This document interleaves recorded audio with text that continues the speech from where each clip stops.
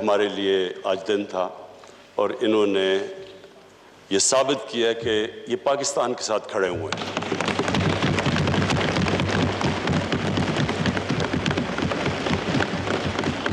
میں اسپیکر صاحب فیٹف کے بل سے پہلے، کیونکہ بڑا کرنٹ ٹاپک ہے، جو ایک ایسا حادثہ ہوا جس سے سارا ہمارا ملک ہل گیا، وہ جو موٹر وے کے اوپر جو ثانیہ ہوا، میں صرف اس کے اوپر بریفلی یہ کہنا چاہتا ہوں کہ ہم نے جب سے یہ حادثہ ہوا،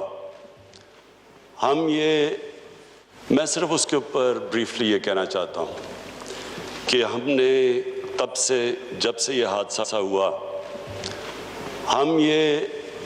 میں صرف اس کے اوپر بریفلی یہ کہنا چاہتا ہوں کہ ہم نے جب سے یہ حادثہ ہوا، یہ جو ریپ ہے، اس کو اس طرح یہ دیکھیں کہ اس کی وجہ سے ایک انسان کی زندگی تباہ ہوتی ہے، دنیا میں بھی، باہر کے معاشروں میں بھی، لیکن ہمارے معاشرے میں جس طرح کی ہمارا کلچر ہے، اس میں ان کی بھی زندگی تباہ، ان کی فیملیز بھی سفر کرتی ہیں۔ اور میں تو خاص طور پہ سوچ رہا تھا کہ ان بچوں کے اوپر کیا گزری ہوگی، یہ ساری زندگی کے لیے یہ ٹراما رہتا ہے۔ تو اس کے بعد ہم نے فیصلہ کیا کہ ہم 3 ٹیئر اس کے اوپر کام کریں۔ نمبر 1 تو پولیسنگ، رجسٹریشن، ساری جگہ دنیا کے اندر سیکس کرمنلز کی رجسٹریشن ہوتی ہے، سیکس آفینڈرز رجسٹرڈ ہوتے ہیں، ان کا ایک ڈیٹا بیس بنتا ہے، ان کو پھر فالو کیا جاتا ہے، کیونکہ دنیا کا تجربہ ہمیں یہ بتاتا ہے کہ جو سیکس آفینڈرز ہوتے ہیں وہ ریپیٹ آفینڈرز ہوتے ہیں۔ جس طرح یہ جو ایک ابھی بھاگا ہوا ہے جو عابد، اس سے پہلے بھی گینگ ریپ کی ہوئی ہے، اور پھر سے جو بھی اس کو سزا دی تھی، ظاہر ہے وہ عبرتناک نہیں تھی، کیونکہ اس نے پھر سے کیا، اور یہ تو رپورٹ ہوا ہے سیکنڈ ٹائم۔ بیچ میں کتنے اس نے ایسے جرم کیے جو ان رپورٹڈ ہے، اور جتنا بھی ہم اس میں انویسٹیگیٹ کرتے ہیں تو ہمیں یہ پتہ چلتا ہے کہ یہ بڑا ایک چھوٹا سا نمبر رپورٹ ہوتا ہے۔ چائلڈ ابیوس میں بھی، جدھر بچوں سے ظلم ہوتا ہے، اور یہ ریپ کیسز میں بھی، کیونکہ ہم سب جانتے ہیں کہ وہ کس طرح کے ٹراما اور صدمہ سے گزرتے ہیں، بچے بھی اور جو خواتین بھی۔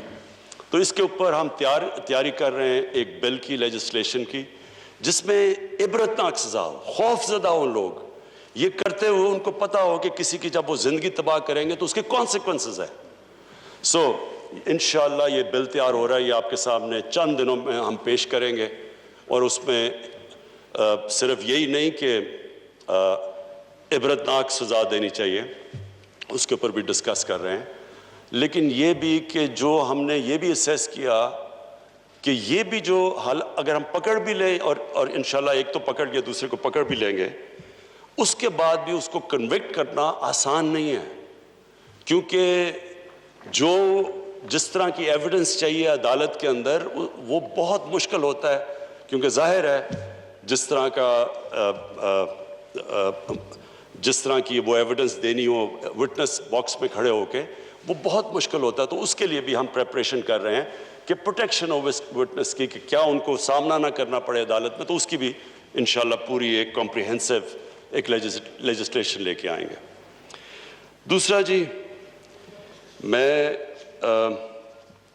یہ جو فیٹف کی ساری لیجسلیشن اور یہ جو کہانی چلی ہے، میں صرف آج اپنے ملک کے سامنے، اپنی پارلیمنٹ کے سامنے، یہ جدھر جا بھی رہی ہے ہماری، یہ دیکھ بھی جو رہے ہیں پاکستان میں لوگ، دیکھیں جی، فیٹف کا ہمیں سب کو پتہ چلنا چاہیے کہ یہ فیٹف کوئی تحریک ہماری گورنمنٹ کی وجہ سے نہیں، ہم فیٹف کے گرے کے اندر آئے، گرے لسٹ کے اندر، یہ ہمیں وراثت میں ملا، انہیرٹ کیا ہم نے، اور سب کو یہ بھی پتہ ہونا چاہیے کہ اس کی بلیک لسٹنگ کا مطلب یہ کہ پاکستان کے اوپر سینکشنز لگ جاتی ہیں، ہماری فائنینس، ہم باہر کے فائنینسز سے ملک کٹ آف ہو جاتا ہے.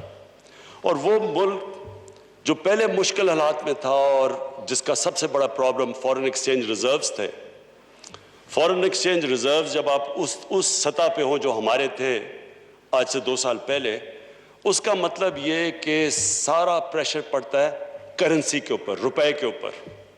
اور ہم سب جانتے ہیں کہ جیسے جیسے روپیہ گرتا ہے ساری امپورٹس مہنگی ہونی شروع ہو جاتی ہیں، جس کے اندر تیل، جس کے اندر تیل کی وجہ سے بجلی، جتنی بھی امپورٹس ہمیں چاہیے ہوتی ہیں ہماری انپٹس انڈسٹری کے لیے، یعنی ساری چیزیں جب پیٹرول، ڈیزل، بجلی، یہ جب سب مہنگی ہوتی ہے، ٹرانسپورٹ مہنگی، تو آخر میں مہنگائی سے غربت بڑھتی ہے. تو ایک قوم نکل رہی ہے اور اللہ کا شکر ہے، اللہ کا لاکھ لاکھ شکر ہے کہ جس طرح کووڈ میں سے پاکستان نکلا، کوئی یہ امید نہیں رکھ رہا تھا کہ اس طرح ہم نکلیں گے، کیونکہ سب کو خوف تھا کہ جب ایک ملک لاک ڈاؤن میں چلا جاتا ہے، اس کی اکانومی بند ہو جاتی ہے. تو ہم نے دیکھ لیا کہ ہندوستان میں ان کی 24% ان کا جی ڈی پی نیچے گیا ہے کووڈ کی وجہ سے. تو ہم تو پہلے مشکل میں تھے، تو اگر ہمارے پہ اگر ہم اسی طرح کا ہماری اکانومی کے اوپر پریشر پڑتا تو آج پاکستان میں تو بہت برے حالات ہونے تھے. تو اللہ کا کرم ہے ان حالات سے نکلے، آج ہماری اکانومی پہ میں تھے. تو اگر ہمارے پہ اگر ہم اسی طرح کا ہماری اکانومی کے اوپر پریشر پڑتا تو آج پاکستان میں تو بہت برے حالات ہونے تھے. تو اللہ کا کرم ہے ان حالات سے نکلے، آج ہماری اکانومی پہ کر رہی ہے اور ہم دنیا مثال دے رہی ہے. WHO پاکستان کی مثال دے رہا ہے کہ پاکستان سے سیکھو کووڈ میں کس طرح آپ نکلے ہیں. میں تو آج یہ امید لگا رہا تھا کہ ہماری اپوزیشن جو آئے گی وہ ہماری تعریفیں کرے گی، ہمیں شکریہ ادا کرے گی کہ جس طرح ہم نے اس مشکل وقت سے نکلے ہیں. میں تو سمجھ رہا تھا کہ وہ کیونکہ ان کو فکر، دیکھیں نا، ڈیموکریسی کے اندر ایک ڈیموکریٹک اپوزیشن کا بہت بڑا رول ہوتا ہے، کیونکہ یہ پبلک ریپرزینٹ کرتے ہیں، یہ پبلک کے مفادات کی حفاظت کرتے ہیں. اس لیے ہم کہتے ہیں نا پارلیمنٹ کا ایک خاص رتبہ ہے دنیا میں. رتبہ اس لیے ہے کہ ہم عوام کے انٹرسٹ کی حفاظت کرتے ہیں، اس لیے ہمارے پاس ہمیں ایک سٹیٹس ملتا ہے، اس لیے ہمارے کئی جگہ ہمیں VIPs کی طرح ٹریٹ کرتے ہیں، کیونکہ لوگ سمجھتے ہیں ہم ان کے انٹرسٹ کو پروٹیکٹ کرتے ہیں. تو یہ جو جس طرح پاکستان نکلا ہے، اور اگر ورلڈ ہیلتھ آرگنائزیشن کہہ رہی ہے دنیا کو کہ پاکستان سے سیکھو، جس طرح پاکستان نکلا ہے کہ ہم نے اپنے لوگوں کو بھی بچا لیا. اللہ کا شکر ہے ہندوستان سے آپ دیکھیں تو ان کے تو کیسز ابھی اوپر جا رہے ہیں، تو ہم نے تو ہمارے تو کیسز بھی ہمارے کنٹرول ہو گئے. اللہ کا شکر ہے کہ آج پاکستان کے اندر ہمارے ہسپتال پریشر میں نہیں ہیں، کیسز بھی نیچے جا رہے ہیں، اور ہم نے اپنی اکانومی بھی بچا لی. لیکن میں نے آج اپوزیشن کا جب رویہ دیکھا تو مجھے جو میرے دل میں خدشہ تھا، جو میرے ان کے اوپر میرے ویوز ہیں، سب اپوزیشن پہ نہیں، ان کے جو لیڈرز ہیں وہ کنفرم ہو گئے. آج وہ کنفرم تب بھی ہو گئے جس طرح انہوں نے فیٹف کی لیجسلیشن کو اپروچ کیا. کیونکہ فیٹف کا بلیک لسٹ میں جانا مطلب اکنامک سینکشنز، اس کا مطلب کہ ہماری اکانومی کریش کرنا، اس کا مطلب روپیہ کدھر رکے گا، 250 پہ 300 پہ ڈالر جائے گا، کسی کو نہیں پتا. کیونکہ ہمارے پاس تو اتنے فورن ایکسچینج ریزروز نہیں ہے کہ ہم روپے کو سپورٹ کر سکیں. تو ان حالات کے اندر ہم یہ امید لگا رہے تھے کہ ہمارے ساتھ مل کے اپوزیشن فیٹف کی لیجسلیشن اس لیے پاس کرے گی کہ یہ پاکستان کے لیے ہے، ہمیں کوئی ذاتی فائدہ تو نہیں ہے. لیکن آج جس طرح انہوں نے نہ تو شکریہ ادا کیا ہمارا کہ جس طرح ہم نے بچایا پاکستان کو گورنمنٹ نے کووڈ سے، بلکہ میں نے تو ان کی تقریریں سنی تھی، مجھے مثال دی جا رہی تھی نریندر مودی کو دیکھو اس نے کیسے لاک ڈاؤن کیا ہے. مجھے یعنی جس طرح کی تنقید، کسی نے کہا FIR کاٹ دو، کوئی لوگ مرے تھے تو انہوں نے کہا جی اس کے اوپر FIR کاٹ دو. تو وہ کرتے اتنی، یعنی جب تنقید کی تھی تو اگر اللہ نے کرم کیا تو ان کو پھر تھوڑی سی تو تعریف کر دینی چاہیے تھی. لیکن جو آج ان کا رویہ تھا اور جو ہماری نیگوسیشنز چلیں اور ہم نے کوشش کی ان کو کنونس کرنے کی کہ یہ پاکستان کے انٹرسٹ میں ہے یہ فیٹف کے ہمارے گرے لسٹ سے نکلنا اور کہیں خدا نہ خواستہ بلیک لسٹ میں جانا، یہ تو پاکستان کا ایشو ہے. لیکن جو بھی نیگوشیٹ کر رہے تھے، جو انہوں نے جس طرح کی نیگوسیشن کی، میری ایک کنوکشن ہے کہ ان کے لیڈرز کا انٹرسٹ اور پاکستان کا انٹرسٹ اپوزڈ ہے. جو پاکستان کی بہتری ہے اس کے اوپر ان کا کوئی فکر نہیں. ان کو اپنے ذاتی انٹرسٹ کو پروٹیکٹ کرنے کے لیے انہوں نے ہر قسم کی ہمیں بلیک میل کرنے کی کوشش کی. یعنی انہوں نے سمجھا کہ جی یہ اتنا خوف زدہ ہوں گے کہ کہیں بلیک لسٹ نہ ہو جائے. انہوں نے 38 شکیں تھیں جو ہیں نیب کے قانون میں، اس میں سے 34 میں انہوں نے امینڈمنٹس کا ہمارے سامنے رکھ دی. یعنی 34 نیب کے ایکٹ میں امینڈمنٹس کا مطلب کہ نیب کو دفن کر دو. سو انہوں نے استعمال کیا فیٹف کو اپنے جو کرپشن کے کیسز تھے وہ بچانے کے لیے، اور کوئی فکر نہیں. سب ہیں اپنی قوم کو، کیونکہ اپنی ممبرز بھی میرے بیٹھے ہیں، قوم بھی، ان کو بڑا ضروری ہے. اللہ اکبر، اللہ اکبر، اللہ اکبر، اللہ. پارلیمنٹ کا مشترکہ اجلاس جاری ہے اور وزیر اعظم عمران خان اس وقت اجلاس میں اظہار خیال کر رہے ہیں. انہوں نے کہا کہ ملزموں کو عبرتناک سزائیں ملنی چاہیے، اور انہوں نے یہ بھی کہا کہ ریپ کے واقعات روکنے کے لیے قانون سازی کرنا ہے. اپوزیشن کو حکومت کا شکریہ ادا کرنا چاہیے تھا، ہم نے ملک کو دیوالیہ ہونے سے بچایا. فیٹف کی بات کرتے ہوئے انہوں نے یہ کہا، اور انہوں نے خاص طور پر ثانیہ موٹر وے کے حوالے سے کہا کہ ملزم عابد پہلے بھی ریپ کیسز میں ملوث رہا، اور موٹر وے جو واقعہ ہوا اس پر پورا ملک ہل گیا. خواتین کی عصمت دری سے پورا معاشرہ تباہ ہو جاتا ہے. ملزموں کو عبرتناک سزائیں ملنی چاہیے، ایسا کہا وزیر اعظم عمران خان نے. انہوں نے یہ بھی کہا کہ ریپ کے واقعات روکنے کے لیے قانون سازی کرنا چاہتے ہیں. ملزم عابد پہلے بھی اس طرح کی واردات کرتا رہا ہے، اور ایسی قانون سازی کرنی چاہیے جس سے بچوں اور خواتین کو تحفظ ملے. اور انہوں نے یہ بھی کہا کہ ملزم عابد پہلے یہ ریپ کیسز میں ملوث رہا ہے لیکن سزات سے بچتا رہا. موٹر وے واقعے پر پورا ملک ہل گیا. ملزموں کو سزاؤں سے متعلق قانون سازی کر رہے ہیں. وزیر اعظم عمران خان اس جوائنٹ سیشن سے خطاب کر رہے تھے، اظہار خیال کر رہے تھے. خاص طور پر ریپ کیسز کے حوالے سے انہوں نے کہا کہ ان واقعات کو روکنے کے لیے قانون سازی کرنا بہت ضروری ہے، اور ایسی قانون سازی کرنی چاہیے جس سے بچوں اور خواتین کو تحفظ ملے. ایسے واقعات کے تدارک کے لیے سخت قوانین لا رہے ہیں. وزیر اعظم عمران خان اس اجلاس سے اظہار خیال کر رہے تھے. FATF پر بات کرتے ہوئے انہوں نے کہا کہ گرے لسٹ سے نکلنے کے لیے قانون سازی ضروری تھی. بلیک لسٹ میں ہم اگر جائیں گے تو مزید پابندیاں لگیں گی. سب لوگوں کو سمجھ منی لانڈرنگ کی آتی. میں بریفلی ایکسپلین کر دوں. منی لانڈرنگ ہوتی ہے کہ جب آپ ایک ملک میں پیسہ ناجائز طریقے سے بناتے ہیں تو ضروری یہ ہوتا ہے کہ وہ آپ اس کو ملک سے باہر رکھیں، کیونکہ وہ ملک کے اندر وہ نظر آ جاتا ہے.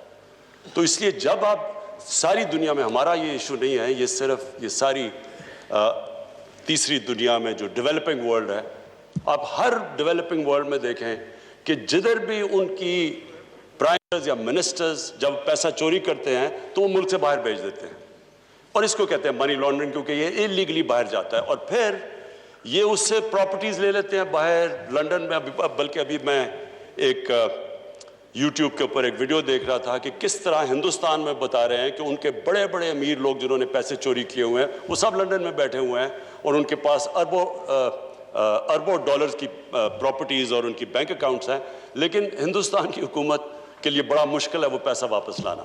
یہ ایک ایسا بڑا عذاب ہے. اسپیکر صاحب، میں صرف سب کی انفارمیشن کے لیے بتاؤں کہ غریب ملک، ڈیولپنگ ورلڈ غریب ہوتی جا رہی ہے، امیر ملک امیر ہوتے جا رہے ہیں، کیونکہ ہر سال اندازہ لگایا جاتا ہے کہ 1000 ارب ڈالر غریب ملکوں سے، ڈیولپنگ ورلڈ سے امیر ملکوں میں جاتا ہے. اسی طرح یہ مے فیئر کے فلیٹس اور یہ سب سے مہنگے علاقوں میں اس طرح کی اور بھی غریب ملکوں کا پیسہ جاتا ہے باہر. اور یہ اصل وجہ ہے کہ تیسری دنیا جو ڈیولپنگ ورلڈ نیچے جا رہی ہے, کیونکہ وہ پیسہ اگر اسی ملک میں خرچ ہو تو وہ اسے نوکریاں مل سکتی ہیں, آپ ہیومن ڈیولپمنٹ کر سکتے ہیں, سکولز بنا ہسپتال بنا سکتے ہیں. وہ جب پیسہ باہر چلا جاتا ہے تو باہر تو ان کے لیے نوکریاں مل جاتی ہیں اور وہ ادھر امپلائمنٹ بھی مل جاتی ہے اور ان کی دولت بھی بڑھ جاتی ہے اور ان کے فورن ایکسچینج ریزروز بھی بڑھ جاتے ہیں. لیکن اس ملک میں ایک تو وہ پیسہ باہر چلا جاتا ہے, دوسرا یہ ڈالرز لے کے پیسہ باہر بھیجتے ہیں. یہ جو ٹی کا سارا کیس ہے یہ ہے کیا, یہاں سے حوالہ ہنڈی سے پیسہ باہر بھیجا, جس کی ضرورت پڑی وہ ٹی سے منگوا لی اور انہوں نے کہا جی کہ نو کوسچنز آج کیونکہ ہمیں ریمیٹنسز آئی ہیں. یہ پورا ایک ریکٹ ہے منی لانڈرنگ کا. اور اس ملک میں جو اگر ہمارے روپے پہ پریشر پڑتا ہے, جو میں کہہ بیٹھا ہوں, جب روپے پہ پریشر پڑتا ہے مہنگائی آ جاتی ہے, غربت بڑھتی ہے. تو جب آپ اپنے ڈالرز یہاں سے ڈالر لے کے باہر بھیجتے ہیں تو وہ دوسرا نقصان پہنچاتے ہیں ہمارے ملک کو, کہ ڈالرز کی جب کمی ہوتی ہے تو روپے پہ پریشر پڑتا ہے. اب اس کے اوپر آخر میں یہ جا کے پھنس گئے کہ جناب منی لانڈرنگ کو نکال دو نیب کے قانون سے. اگر ان کو کوئی ڈر نہیں ہے, اگر انہوں نے منی لانڈرنگ نہیں کی تو ان کو فکر کیا چیز ہے, ہمیں کیوں نہیں ڈر لگا ہوا.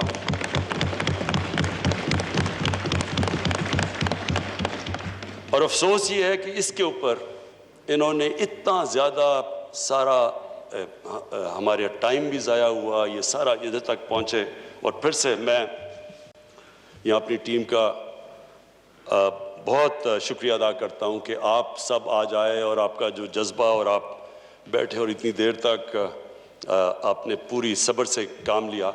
لیکن یہ اتنا امپورٹنٹ تھا کہ ہم یہ لیجسلیشن پاس کریں, فیٹف کے لیے نہیں, منی لانڈرنگ کے لیے. منی لانڈرنگ اس ملک کو, اگر ہمیں جو اسٹیٹ ڈپارٹمنٹ امریکہ کی ایک تھا کہ ہم یہ لیجسلیشن پاس کریں, فیٹف کے لیے نہیں, منی لانڈرنگ کے لیے. منی لانڈرنگ اس ملک کو, اگر ہمیں جو اسٹیٹ ڈپارٹمنٹ امریکہ کی ایک رپورٹ ہے کہ ہر سال پاکستان سے 10 ارب ڈالر کی منی لانڈرنگ ہوتی ہے. تو 10 ارب ڈالر کی منی لانڈرنگ, یہ دیکھ لیں کہ ہم نے IMF سے جو قرضہ لیا ہے وہ 6 ارب ڈالر کا لیا ہے اور اس کی ہمیں ساری کنڈیشنز ماننی پڑتی ہیں. تو یہ سوچ لیں کہ 10 ارب ڈالر کی اگر ہم منی لانڈرنگ ہی روک لیں تو ہمیں قرضے لینے نہ پڑتا IMF سے, کیونکہ ہمارے پاس ہمارے ریزروز کم تھے. اس لیے اسپیکر صاحب یہ بڑا امپورٹنٹ تھا, یہ اس ملک کی فیوچر کے لیے بڑا امپورٹنٹ ہے. اور ہماری یہ بھی بدقسمتی ہے کہ جو ہماری رولنگ ایلیٹ, جو ہمارے صاحب اقتدار رہے ہیں, وہ صاحب اقتدار جب یہ پیسہ باہر جا رہا تھا کسی نے کوشش نہیں کی روکنے کی. کسی نے یہ کوشش نہیں کہ باہر ان کے پراپرٹیز اتنی بڑی بڑی باہر ہیں, کسی نے نہیں پوچھا کہ کدھر سے پیسہ گیا ہے. انہوں نے مجھے عدالت میں جب مجھے پولیٹیکلی وکٹمائز کر کے یہ جب عدالت میں مجھے لے کے گئے, کیونکہ پولیٹیکل وکٹمائزیشن تھی, کیونکہ میرا تو فلیٹ 2002 کا ڈکلیئر تھا, لیکن 2016 میں اس لیے لے کے گئے کیونکہ میں نے ان کا پینما کا کیس اٹھایا ہوا تھا. تو پینما کا جب کیس اٹھایا تھا اس میں پھر مجھے پریشرائز کرنے کے لیے عدالت میں لے گئے. تو اسپیکر صاحب, اگر میں جو پبلک آفس ہولڈر نہیں تھا, ایکسپورٹس مین تھا, میں اگر 40 سال پرانے کانٹریکٹس دکھا سکتا ہوں, میں اپنی ساری منی ٹریل دے سکتا ہوں پاکستان میں پیسہ لانے کے لیے, یہ ایک ڈاکیومنٹ نہیں دے سکتے کہ پیسہ باہر کیسے گیا ہے. یہ بتا سکتے ہیں کہ ہائیڈ پارک, کیونکہ میں لنڈن, میری بڑی زندگی گزری ہے, 1 ہائیڈ پارک لنڈن کا تقریباً سب سے مہنگا پراپرٹی ہے. مے فیئر دنیا میں مہنگا ترین شہر ہے لنڈن, اور مے فیئر لنڈن کا مہنگا ترین علاقہ ہے. ادھر ان کے پاس اتنی پراپرٹیز, کدھر سے آیا پیسہ؟ یہ کوئی ڈاکیومنٹ بتا دیں کہ پیسہ باہر کدھر گیا. دوسری طرف آصف زرداری کی پراپرٹیز کی لسٹ ہیں, اپنے نام پہ نہیں لیے ہوئے. ایک نیو یارک میں فلیٹ غلطی سے اپنے نام پہ لے لیا جو ایک کیس چل رہا ہے, باقی تو اپنے نام پہ نہیں. یہ کدھر سے پیسہ آیا؟ تو جب ایک ملک کی جو سربراہ جب وہ پیسہ چوری کر کے باہر لے کے جاتے ہیں اور ڈالرز میں باہر لے کے جاتے ہیں, دبئی میں ان کی پراپرٹیز ہے, وہ یہاں سے کنورٹ کرتے ہیں, روپے کو ڈالر میں باہر لے جاتے ہیں. تو جب وہ لے کے جاتے ہیں, وہ 2 چیزیں ان کو کرنی پڑتی ہے. پاکستان کے ادارے پہلے تباہ کرتے ہیں. پہلے نیب میں انہوں نے مل کے اپنا آدمی رکھوایا, وہ جو نیب چیئرمین تھا انہوں نے کیسز ان کے بند کیے. ہدایبہ پیپر مل اوپن اینڈ شٹ کیس تھا, اس کے اوپر اسحاق ڈار کی باقاعدہ صرف سٹیٹمنٹ نہیں ہے, اس نے بینک اکاؤنٹس دیے ہیں کہ جدھر جدھر یہاں سے پیسہ باہر گیا ہے, نام دیے ہوئے ہیں اس نے. اوپن اینڈ شٹ کیس, ان کا اپنا آدمی نیب میں بیٹھا ہوا تھا, اس نے وہ آگے پروسیڈ نہیں کیا. تو انہوں نے یہ جو 10 سال کے اندر 4 گنا زیادہ پاکستان کے قرضے بڑھے ہیں. 60 سال کی تاریخ میں ٹوٹل پاکستان کا قرضہ 6,000 ارب تھا, 10 سالوں میں پہنچ گیا 30,000 ارب. ہمارا جو سب سے بڑا مسئلہ کیا بنا ہوا ہے, جو ہم نے ٹیکس کا پیسہ اکٹھا کیا پہلا سال, اس کا آدھا چلا گیا ان کے قرضوں کی قسطیں ادا کرنے پہ. ملک کدھر سے چلاتے ہیں؟ پھر ہمیں کہتے جی آپ قرضے لے رہے ہیں. اگر ہم قرضے نہ لیں تو ہم ملک کیسے چلائیں؟ آدھا تو جو پیسہ اکٹھا کیا ان کی قرضوں کی قسطوں پہ چلا گیا. اب جو ہم نے کرونا کی وجہ سے کم کلیکشن ہوئی, پھر ہمارا 1,000 ارب کم ہوا, تو 4,000 ارب اب جو اکٹھا کیا یہ سیکنڈ ایئر میں, اس میں سے 2,600 ارب وہ چلا جائے گا قرضوں کی قسطوں دینے پہ.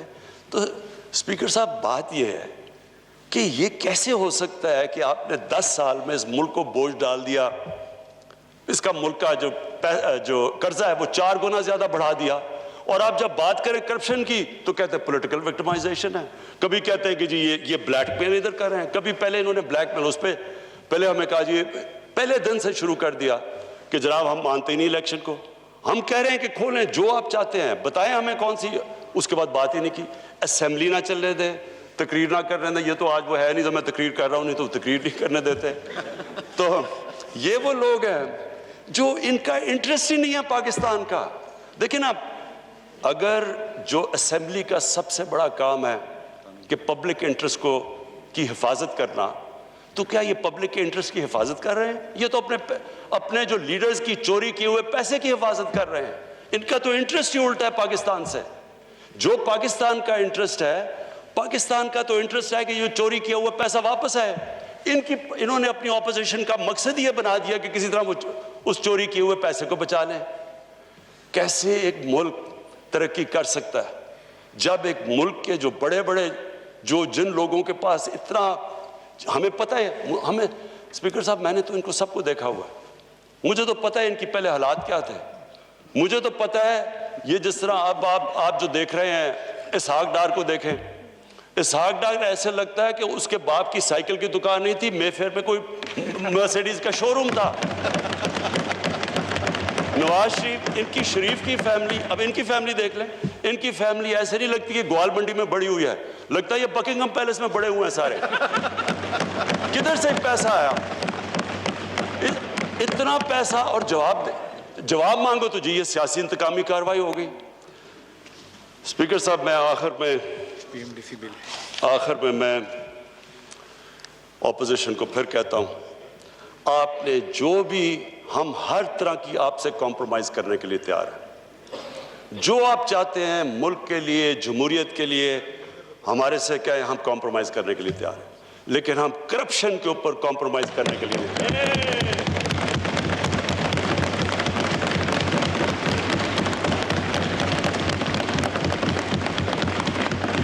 میں آخر میں ہاؤس کا شکریہ ادا کرتا ہوں. یہ جو پی ایم ڈی سی کا بل پاس کیا یہ بہت ضروری تھا. اسپیکر صاحب بدقسمتی سے ہماری جو میڈیکل کالجز اور ہمارے جو ڈینٹسٹری ان کے کالجز کی جو سٹینڈرڈ ہے وہ گرتی جا رہی تھی. اس کے لیے بڑا ضروری تھا کہ جو انٹرنیشنل بیسٹ پریکٹسز ہیں اس کے مطابق ہم ان کی سٹینڈرڈز ریز کریں. اور یہ جو بل تھا, یہ کوشش تو کر رہے تھے 1.5 سال سے.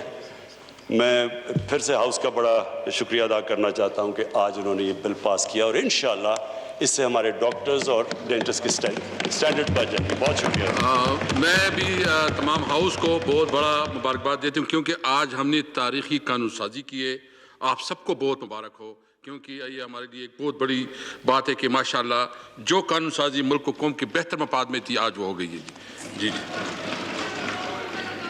Order in exercise of powers conferred by Clause 1 of Article 54 of the Constitution of Islamic Republic of Pakistan, I hereby prorogue the Majlis Shura Parliament in joint sitting summoned on Wednesday, the 16th September 2020.